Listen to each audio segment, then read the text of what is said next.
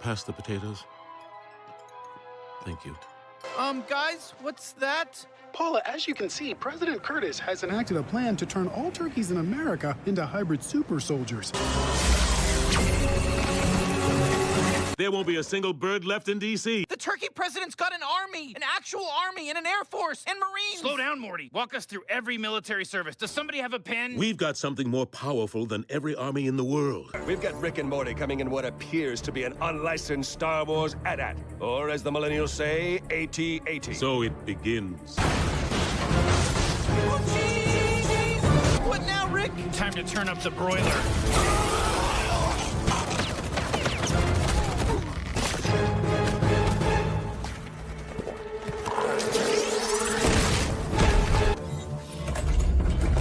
Whoa, is that... The crypt of the new world.